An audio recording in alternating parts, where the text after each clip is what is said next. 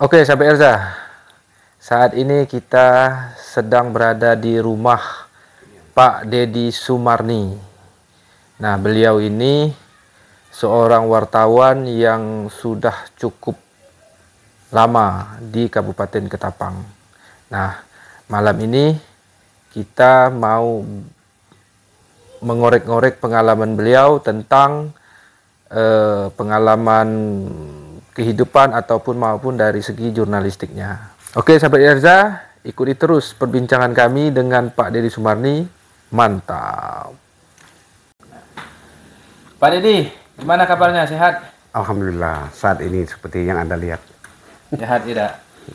Nah, Pak Deddy, kami ini minta ceritakan perjalanan Pak Deddy. Kurang lebih berapa tahun Pak Deddy jadi wartawan nih?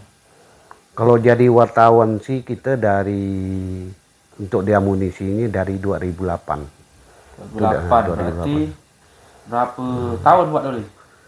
Sekitar 15 tahunan. Kurang lebih 15 tahunan. Nah, Pak Deddy, apa aja yang suka dukanya menjalani 15 tahun itu sebagai wartawan? Jadi begini, sebelumnya kita dari nyampai ke amunisi juga kita sudah jadi wartawan, termasuk wartawan lokal di Suara Kapuas, di Lintas, majalah Radar. Terakhir 4 tahun di majalah Radar, saya larinya ke amunisi. Jadi di amunisi, sepanjang perjalanan kita di media amunisi ini, kalau yang disebut tadi dengan perjuangan, dengan apa yang kita lakukan di lapangan, ya katakanlah untuk lang-lang buana kita ke daerah pedalaman memang sangat sulit, tapi menjadi tanggung jawab kita sebagai seorang jurnalis. Keinginan tahu kita sejauh mana di perkembangan di pedesaan misalnya tadi.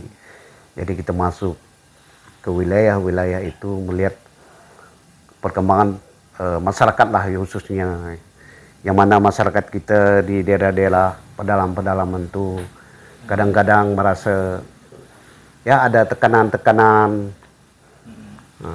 Kalau dari berarti katakanlah kontrol sosial, pernah nggak Pak Deddy selama menjalankan profesi wartawan ini mendapat kecaman, mendapat intimidasi atau apa? Itu selalu mendapat kecaman. Maupun kita berhadapan dengan preman, maupun berhadapan dengan orang-orang perusahaan yang ada tekanan dari pejabat-pejabatnya. Ya terkadang dari situ kita mendapatkan suatu itu, tetapi kita tidak merasa bosan dan tidak ada merasa sesuatu yang bagaimana, apapun dah menjadi hak dan kewajiban kita, tanggung jawab bahwa itu memang dah menjadi suatu tapi bagaimana cara kita untuk menghandle itu berdasarkan dari kemampuan kita. Misalnya tadi kita melakukan interview sama mereka nih, ada tekanan sesuatu yang disampaikan maupun di pihak perusahaan maupun orang-orang yang di belakang layar yang bermain-main di dalam perusahaan. Kita tidak gentar ngadap itu, sesuai dengan profesi kita sebagai tanggung jawab kita sebagai jurnalis itu. Kalau yang paling pahit itu, ini kan udah 15 tahun, yang paling pahit itu pengalaman Pak Deddy di mananya lah? Kalau yang paling pahit, saya pernah pengalaman ada suatu kendala di masyarakat berkaitan dengan hak-hak masyarakat yang dirampas oleh perusahaan. Tetapi ketika kita menyampaikan sesuatu yang ini, saya pernah pengalaman 2012. Jadi kembali ke itu, saya masuk karena itu adalah hak masyarakat yang diambil oleh pihak perusahaan itu tadi. Jadi situ saya pernah berhadap dengan security. Security itu dia menekan-nekan lah, mengakulah dari mantan polisi ABRI.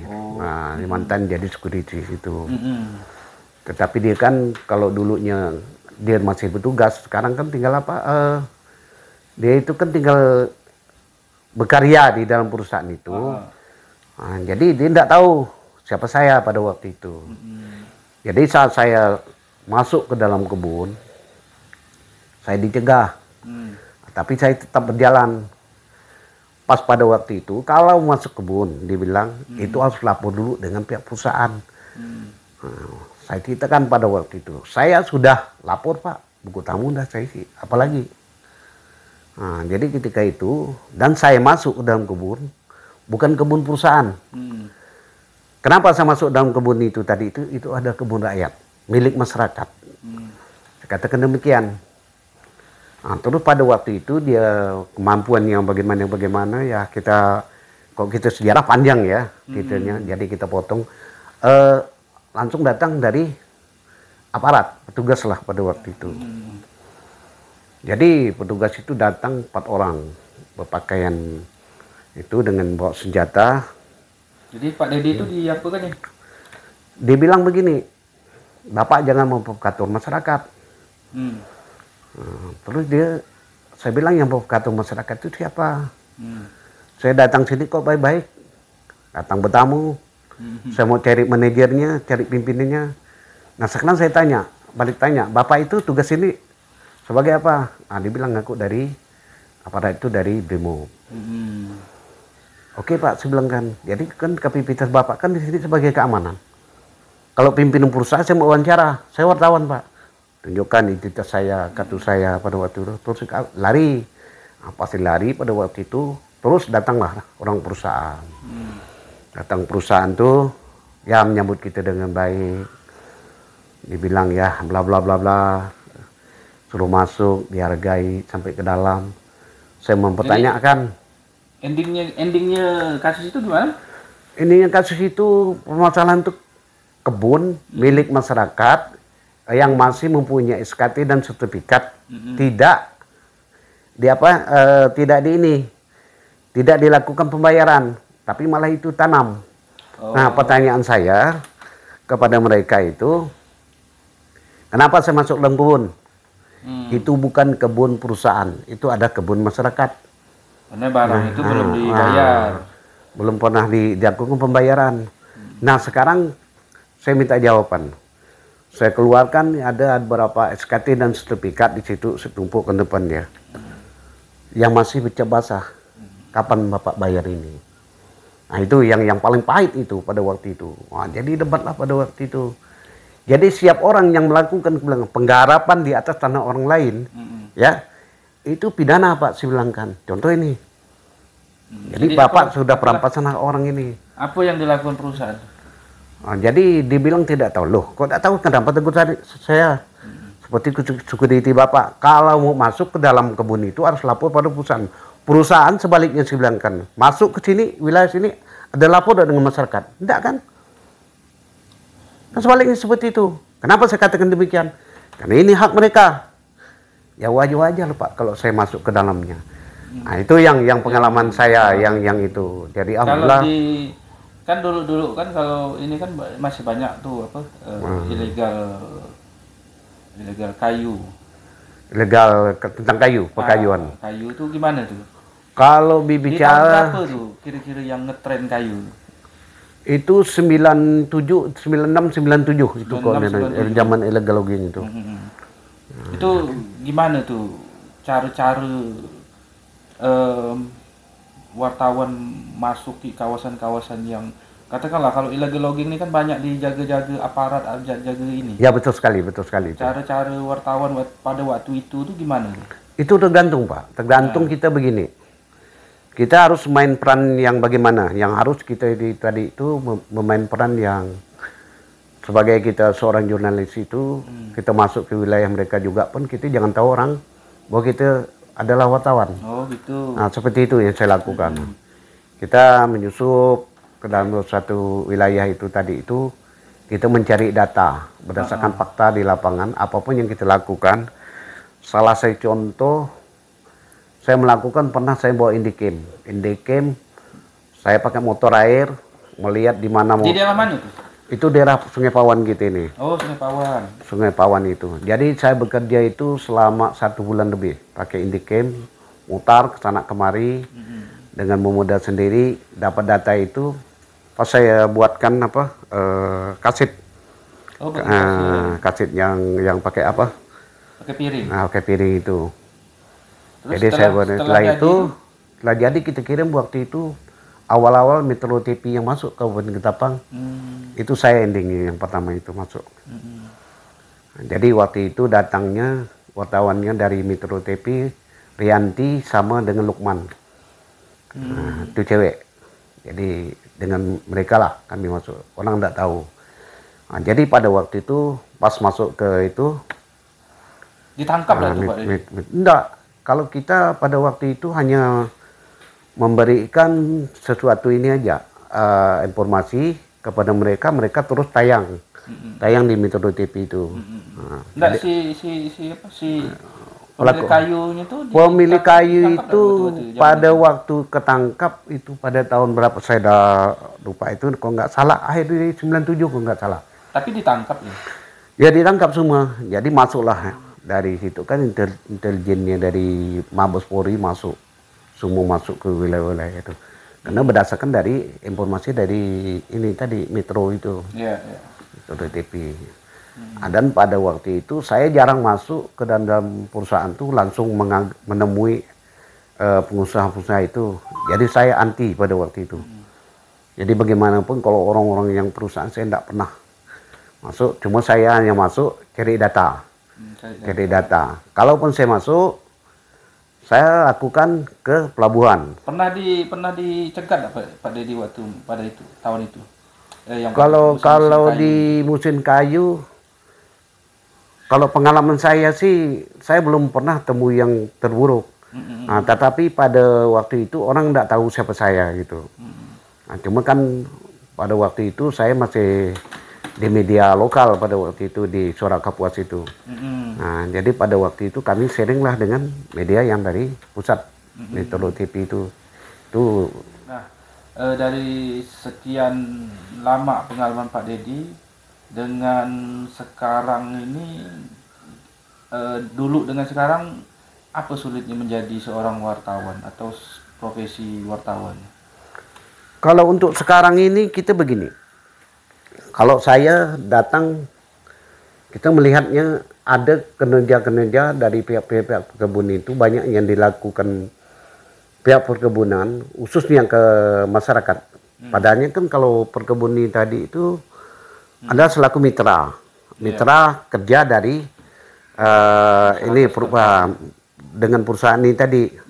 Tapi malah sebaliknya, mereka ini dijolimi pihak perusahaan. Dijolimi ya? Dijolimi. Itu banyak kita temukan di lapangan. Hampir semua perusahaan. Hampir semua ya? Hampir semua perusahaan tuh. Udah dijanji-janjikan pembayaran, salah satunya terjadi di PT perusahaan juga di Tarap itu. Ada milik kebun orang Dayak itu diambil tanahnya, tetapi tidak dibayar juga. Tapi alhamdulillah pada waktu itu saya urus dibayar perusahaan.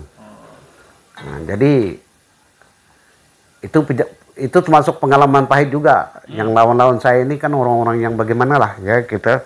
Tetapi bagaimanapun kita bicara kebenaran, karena itu betul milik berdasarkan surat tanah dia yang ada. Dia mengaku udah dibayar.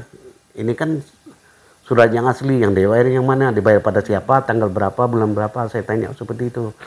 Hanya kejadian itu dibayar masyarakat itu. Jadi itu satu pengalaman pahit juga.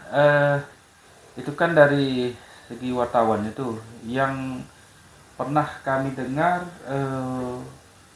masalah kisruh pasar Melati pindah ke pasar Sentap itu kami dengarkan Pak Dedi ada ikut andil tuh. Itu gimana ceritanya sebenarnya Pak Dedi? Oh, kalau masalah itu, masalah pasar. Pak Dedi waktu itu sebagai apa dia? Saya sebagai ketua Forum Komunikasi Pedagang Pasar. Oh, waktu itu ya? Waktu itu. Jadi cerita gimana tuh? Cerita awalnya begini. Itu kalau pasar, sejarah pasar itu kalau kita ceritakan dari awal, saya lebih paham, lebih tahu. Karena yang menentangkan karena itu kan dikelola oleh swasta, yang disebut tadi BP, Badan Pengelola Pasar. Jadi harus dikelola oleh swasta. Jadi yang disentap.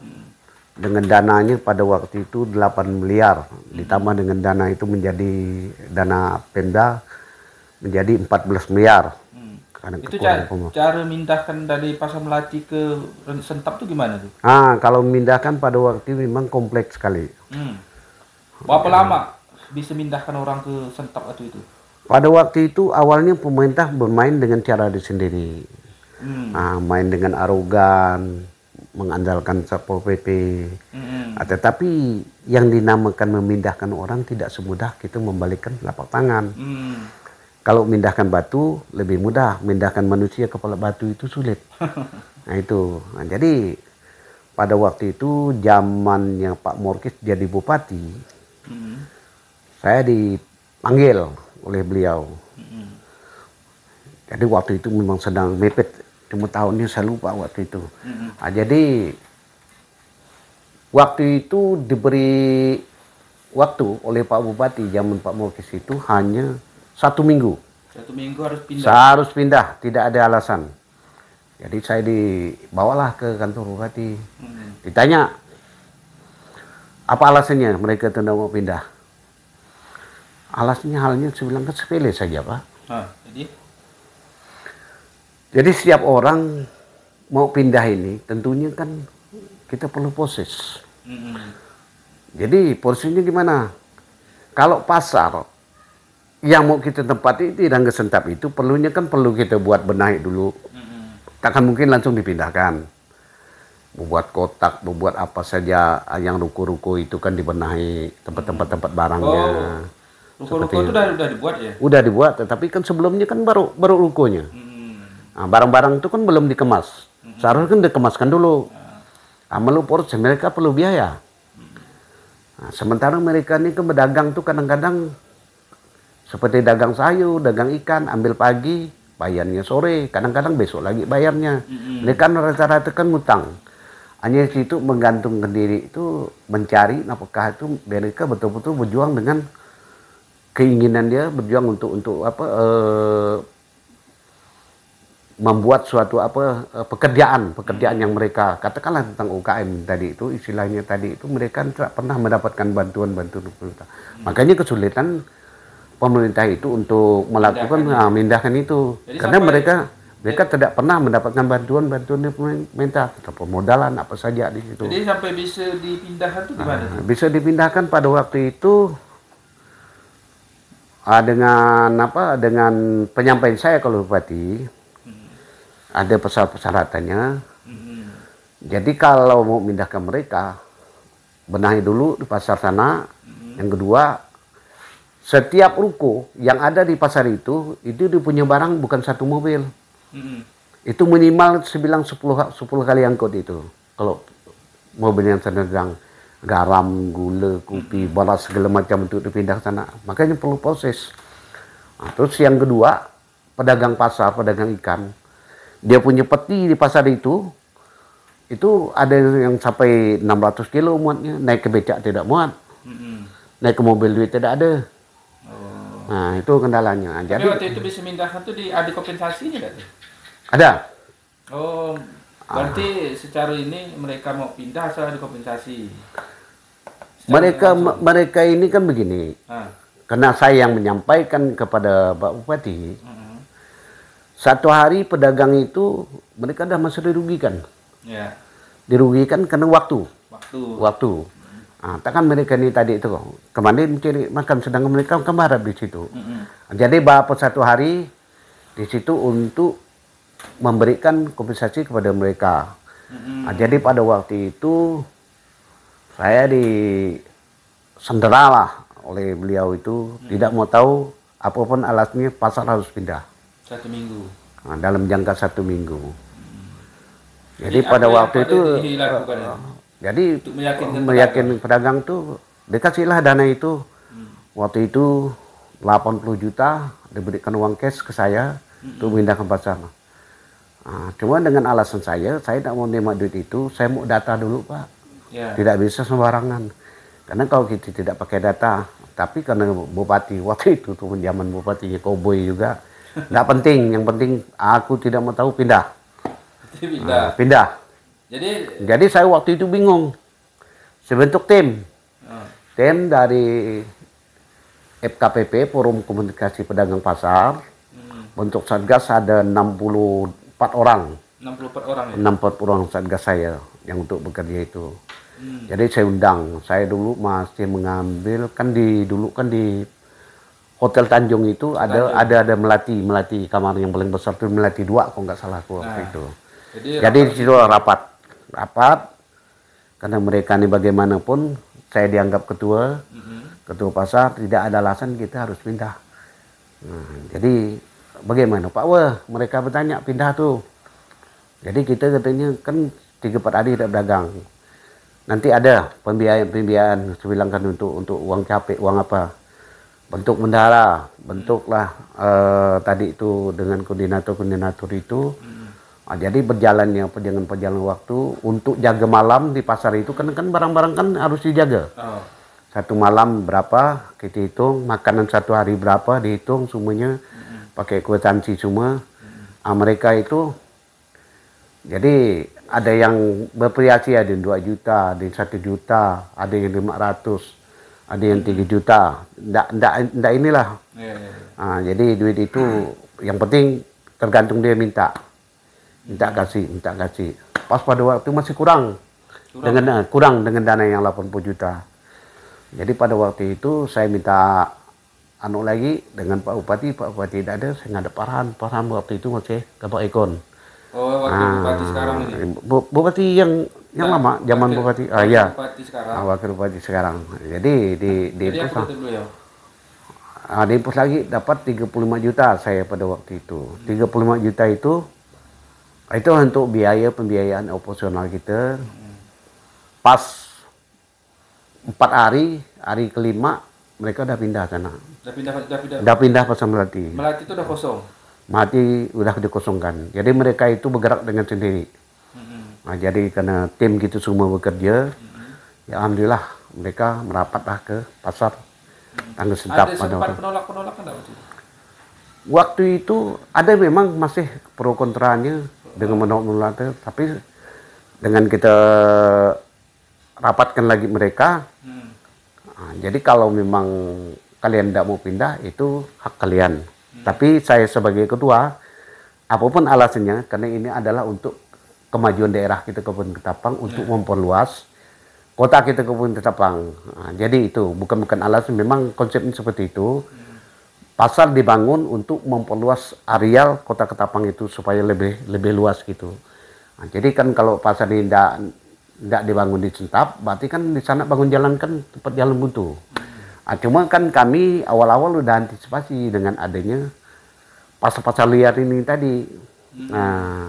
Kalau tumbuh pasar liar itu tapi bagaimana alasannya? Endingnya itu pas Pak Dedi megang ketua pasar itu bisa dipindahkan ya? Bisa, pindah. Pindah ya? Pindah batu semua. Saya buat 2 malam hiburan. 3 malam hiburan tuh dengan musik pasar yang Sedap. Begitu sama dengan Kabak Umum zaman itu Pak Godani. Jadi suplai dana lah untuk mengambil musik segala macam dan sebagainya. Yang penting pasar tuh sukses. Alhamdulillah berjalan dengan lancar. Lancar ya? Lancar pada waktu itu. Setelah 3 bulan kemudian ada pasar tandingan yang dibuat oleh Pak Haji Ujang Hamdi. Berapa bulan? 3 bulan kemudian. 3 bulan kemudian. Dia dari lepas pasar itu tuh. Tapi intinya tuh Pak Dedi waktu itu mindahkan pedagang dari pasar Melati ke pasar Tangga Sedap tuh berhasil. Ya berhasil gitu. Jadi situ tanpa dibantu oleh aparat maupun Satpol PP segala macam tidak. Kami bergerak dengan tim kami itu tadi dari forum pedagang itu tadi. Selain itu kan waktu itu Pak Dedi sebagai kepala pasar. Nah, bukan kepala pasar, jadi ketua forum pedagang pasar. Ketua forum pedagang pasar. Nah, kita kembali ke profesi Pak Dedi. Pernah nggak ada kejadian-kejadian lucu atau kejadian yang menarik lah, yang ya, yang cukup lucu lah di dalam menjalankan profesi Pak Dedi sebagai wartawan? Kalau Yang lucu lah, kalau di wartawan ini ada juga yang lucunya. Yang lucunya kadang-kadang kita di saat waktu kita yang kecapean, kadang ngobrol sama kawan yang ada yang indah-indah lah. Apa yang kita lakukan di lapang itu kadang-kadang ngobrol itu di situ ada yang semacam kelucuannya. Jadi kadang-kadang kok kawan di tengah tegang, ada juga kawan tuh yang begini-begini, di situ lah timbul lucunya. Jadi kita ketawa, kita ngomong bicara gini tidak nyambung apa yang kita bicarakan gitu. Jadinya di situlah suatu yang ini. Jadi tapi kadang-kadang di situ juga pun kita merasa bagaimana ya, ada yang kita kerja ya yang udah gamblang di lapangan, kan waktu istirahat tuh kita ngobrol. Di situ lah kadang-kadang ada yang tegang, ada yang karena ada lucunya gitu. Kalau biasa Pak Dedi pergi ke tempat-tempat jauh tuh melakukan misalnya investigasi apa segala macam tuh, itu kesulitannya tuh atau sulitnya itu biasanya di bagian mananya? Kita kesulitan tuh begini, kita mau menembak salah satu apa yang mau kita kejar ini. Misalnya tadi salah satu kan perusahaan. Kesulitan kita untuk mendapatkan suatu informasi, kita masuk di masyarakat dulu. Ketika kita dapat informasi dari 1 orang, 2 orang, 3 orang, informasi kita rangkum. Udah kita kumpulkan, itulah membuat suatu pemahaman kita untuk modal kerja kita kepada orang-orang perusahaan. Setelah kita hasil temukan di hasil investigasi lapangan apa yang dikatakan masyarakat, inilah bahan kita untuk menghadap orang-orang perusahaan. Pernah ada perusahaan melakukan upaya-upaya misal Pak Dedi dilapor ke polisi atau apa itu? Udah pernah belum? Kalau yang seperti itu sih ya alasan yang seperti itu tuh kadang-kadang kan mereka kan memberikan suatu ini ya. Tapi saya tawarkan begini, kalau untuk debat, bukan di sini Pak tempatnya. Saya menjalankan legalitas saya, profesi saya sebagai wartawan, hak saya dan tugas saya menanya dan menulis tidak lebih pada itu. Jadi kalau kita debat, setelah kita di pengadilan, jadi bukan di sini tempat debat. Di sini kita mencarikan solusi seperti apa yang Bapak jalankan tugas-tugas Bapak. Profesi Bapak sebagai apa saya tempatkan, sebagai orang perusahaan, sebagai manajer perusahaan maupun pejabatnya, saya menempatkan Bapak sebagai orang pemerintah, tempatkan legalitas saya sebagai wartawan. Itu yang menjadi suatu yang saya sampaikan kepada mereka. Jadi kita bicara apa adanya, dan saya hanya menerima laporan warga seperti ini. Dan hasil investigasi kami di lapangan ini yang kami lakukan sesuai dan kami tidak mengada-ngada. Ini bukan kata saya, kata masyarakat. Hasil temuan kami, nah ini. Kita bicara bukti, bukan bicara kalengan. Kalau kita bicara kaleng-kalengan, nah itu makanya yang kesulitan kita tadi, untuk menghimpun data, mencari suatu informasi, itu tuh kita perlu menyusup dulu, masuk dulu ke masyarakat. Nah, di mana tempat masyarakat, orang yang kita kenal yang terdekat. Nah, nanti ketemu A, ketemu B. Nanti kami ceramai. Bukan kita memprovokator, kita mencari informasi. Nah, seperti yang kejadian-kejadian seperti itu, di mana-mana pun saya seperti itu. Nah, jadi dengan adanya kita sudah bekerja sama dengan masyarakat ikut membantu. Dia merasa dibantu. Nah, disitulah poin-poin yang kita sampaikan, perusahaan akan mengambil suatu apa yang disampaikan. Cuma kan bicara mereka kan akan kita laksanakan nanti begini. Itulah proses berjalannya. Nah, kalau di Ketapang ini kan kurang lebih 20 kecamatan, 20 atau 21? 21 kurang lebih. Kurang lebih 20 sampai 21 kecamatan. Kalau menurut Pak Dedi ini kecamatan yang mana yang sulit diakses untuk mencari informasi? Kalau di daerah Sumatera lah yang paling kesulitan. Tapi kalau daerah-daerah akses menuju ke sana bagus ya? Akses bagaimananya? Jalan. Oh, jalan. Kalau perjalanan sih kita relatif lah ya. Mau dibilang bagus, nggak juga bagus. Tapi bagaimanapun memang udah menjadi suatu pekerjaan kita sebagai seorang jurnalis, tapi kita ingin menggali suatu informasi di daerah-daerah pedalaman ini. Ya mau tak mau kita lakukan seperti itu. Apapun pahit apapun harus kita jalan. Yang kalau untuk di Ketapang nih yang seumuran Pak Dedi atau seleting dengan Pak Dedi terkait profesi wartawan ini masih banyak tinggal berapa orang? Kalau seletingan saya yang ada di Kabupaten Ketapang itu termasuklah Pak Manbenjol. Nah, itu termasuk satu itulah. Kalau dulu tuh kan dia ini masih sama-sama dengan Pak Rasid yang di Pontianak tuh, Pak Herman ya dari Buana tuh. Nah, itu. Berarti di Ketapang tinggal 2-3 orang lagi deh. Terus masih Pak Trisap itu termasuk itu. Termasuk orangnya lama, itu guru Tris Mulyadi. Tris Mulyadi itu, Long Tris itu orang yang bagaimana ya? Dialah yang mengajar saya belum tahu apa itu wartawan. Awal-awal itu kita buka di Kayong Pos itu dengan Tris Mulyadi lah saya yang awal-awal itu koran lokal di majalah Kayong Pos waktu itu. Nah, jadi pas Kayong Pos itu kalau sekarang nih kalau pantauan Pak Dedi ini berapa banyak wartawan yang ada di Ketapang?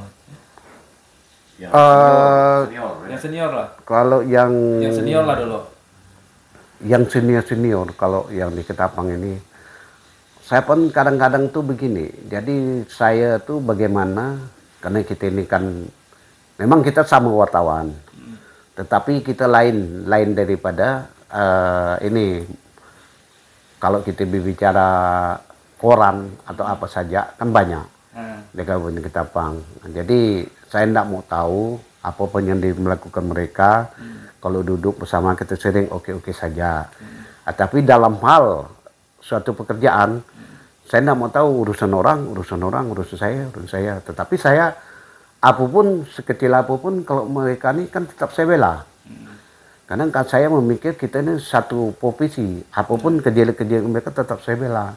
Nah, saya tidak mau menendahkan kawan, tapi ada kadang-kadang orang tuh menganggap bahwa kita ini sampai di mana kemampuan kita, SDM kita. Nah, maka saya kalau di pasar, saya tidak banyak berbicara. Kalau yang penting-penting, kalau orang yang mau sharing dengan saya buka cerita. Kalau tidak penting-penting, udah saya tinggalkan gitu aja. Di Ketapangnya tinggal 2-3-4 orang lagi berarti yang senior. Ya, lebih begitu lah. Mungkin Pak Alim masih ya, Pak Alim Anwar. Pak Alim masih. Nah, itu. Tris itu senior. Senior sama dengan Alim Anwar. Alim Anwar juga termasuk orang yang senior ya. Jadi pada waktu itu kalau dulu masih dibilang termasuk Abu Sama wartawan tuh, termasuklah tadi Daok wartawan yang dulu tuh Pak Ismail. Orang-orang saya itu dulu tuh kan saya ya yang paling cukup dikenal. Cuma pada waktu itu saya masih tahap penjajakan.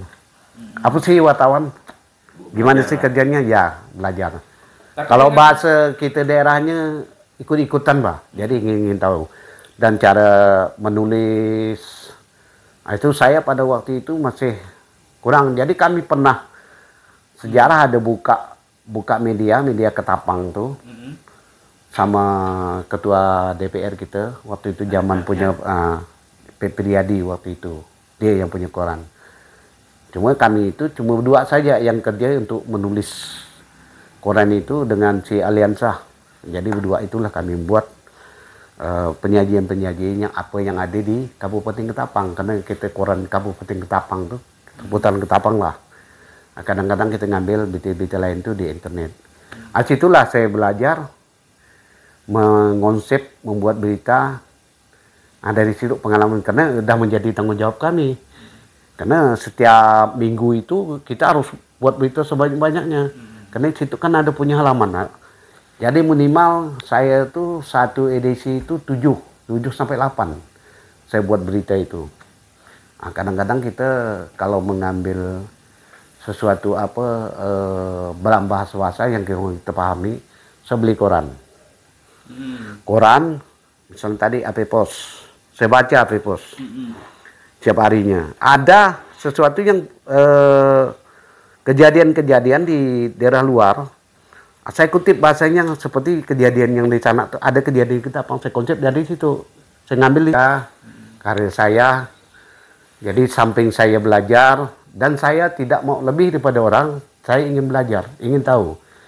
Karena kita ini kan ada kurang ada lebihnya. Kita tahu kekurangan kita di mana, kelebihan kita di mana.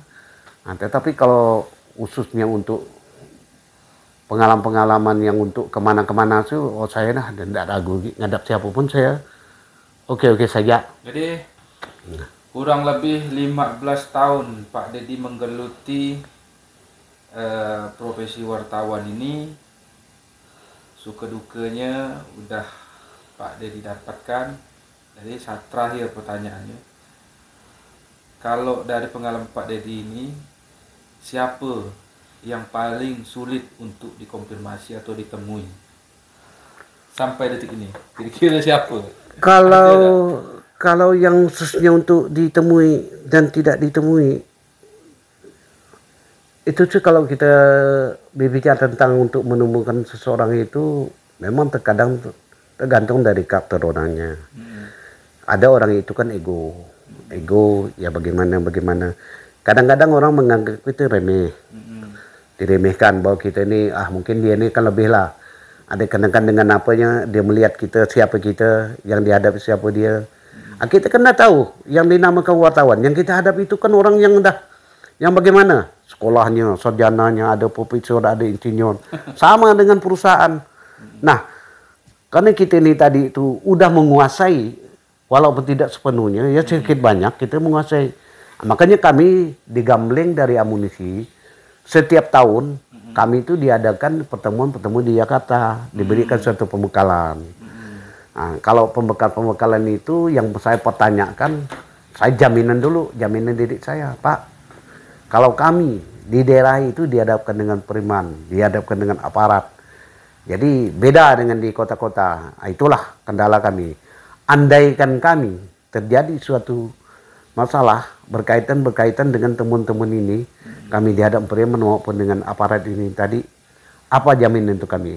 Apa asuransinya? Itu dulu, jaminan buat kita dulu.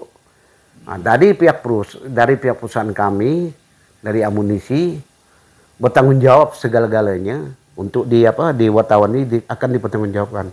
Dikarenakan di sana ada Dewan Pers. Dewan Pers inilah bekerja sama dengan Mabes Polri, karena di situ kan ada MOU ke Mabes Polri. Jadi segala sesuatu itu kita serahkan kepada pimpinan ke Dewan Pers. Nah, itulah. Nah, jadi pengalaman-pengalaman seperti ini yang dulu saya tidak tahu, sekarang sih kita sudah mencapai, bahkan saya sudah memegang 2 sertifikat di amunisi. Nah, jadi dengan adanya saya merasa ya bagaimana ya, makin memacu semangat saya. Semangat saya di amunisi karena dari pimpinan kita pusat itu, karena rata-rata di amunisi. Nah, karena kenapa diberi amunisi itu kan orang yang mantan perwira yang tertinggi juga di sana, di Jakarta Pusat. Nah, jadi saya lebih bukan berani, karena percaya diri saya ada, karena ada di belakang layar kita ini ada pengacaranya, ada berapa orang, jadi kepercayaan hukum itu udah ada kepastian hukumnya. Jadi kita bergerak apapun, bagaimanapun kita bertindak itu penanggung jawab kita sudah ada, karena ada pimpinan dan ada Dewan Pers itu tadi. Nah, jadi segala sesuatunya dipakailah untuk di sana. Nah, makanya kalau kita ini tadi, saya tidak bangga apa yang saya dapatkan, cukup saya yang tahu, orang lain tidak boleh tahu, karena itu adalah rahasia di dalam diri saya, yang tidak boleh saya ungkap kepada siapapun. Nah, kadang-kadang kalau kita melakukan segala sesuatu, orang tidak tahu. Nah, kadang-kadang kalau orang tuh kan kita tanya begini, pertanyaan kita, orang dah ngedon. Dia tanya sini, kita tanya lagi ke sini. Dia ngomong sini, kita dari sana. Nah, jadi ilmu itu kita harus belajar dulu. Kalau tentang kebun, kita belajar dengan orang kebun. Orang yang dah tahu dengan masalah kebun. Kalau dengan orang hutan, nah kita belajar dulu tentang hutan itu tadi. Petanya, pelanggaran yang undang-undangnya harus kita kuasai. Terakhir lah. Ya. Udah penelitian ini. Eh, Pesannya Pak Dedi ini kan udah lama nih, gelut bidangnya.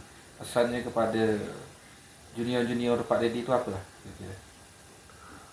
Kalau pesan saya kepada junior kita, junior kita yang di ini, dalam melaksanakan tugas kita tidak boleh melakukan arogan. Wartawan itu harus santun. Wartawan itu dia mempunyai sesuatu bagaimana ya? Yang dinamakan jurnalis tidak boleh kita arogan itu, kita bersifat santun karena kita kan nanya nulis daripada itu. Nah, jadi tidak melanggar dengan kode etik. Nah, karena kita datang mau tanya pada seorang kan kita menanyakan hal-hal yang berkaitan dengan apa yang perlu kita tanyakan. Oh yang tidak perlu untuk apa kita tanyakan seperti itu. Nah, jadi kita minta dengan senior kita ini tuh kalau bisa juga ada kerjasama untuk bahu-membahu supaya kita ini kan kokoh yang dinamakan persatuan. Yang nama wartawan ini kan kita kan ada kesatuan dan persatuan ini tadi. Mari kita bahu-membahu. Jangan kita merasa ego bahwa kita tinggi, bahwa ilmu kita itu lebih daripada mereka. Nah, jadi sama bareng. Jadi situ, jadi kita membuat suatu formasi kita hari ini. Karena mereka ini harian, dia butuh berita. Ada berita yang bisa ketemu Pak Dedi. Kita kan kalau koran minggu ini kan kadang-kadang kita mau kan masih lamban. Serahkan ke mereka tuh kan informasi. Nanti tukar dengan berita dia. Dulu sering kerja sama seperti itu kami. Kalau sekarang kan tidak lagi. Udah masing-masing dengan masing-masingnya gimana ya? Kita juga kurang tahu. Jadi kadang-kadang mereka juga pun menganggap kita ya bagaimana karena dia ini orang yang bagaimana. Tapi tidak tahu latar belakang kita bagaimana, seperti apa yang kita lakukan, yang sudah kita lakukan, dan yang belum kita lakukan. Yang seharusnya mereka ini tadi itu duduk kerjasama yang baik. Jadi kita itu, nah itu hal yang terjadi di daerah Kabupaten Ketapang. Sehingga tadi itu mungkin demikian kali. Oke, sip. Oke, sahabat Reza, sekianlah bincang-bincang kita dengan wartawan senior, katakanlah senior karena beliau kurang lebih 15 tahun menggeluti dunia profesi jurnalis atau wartawan. Oke, sahabat Erza, ikuti terus perjalanan kami selanjutnya. Mantap.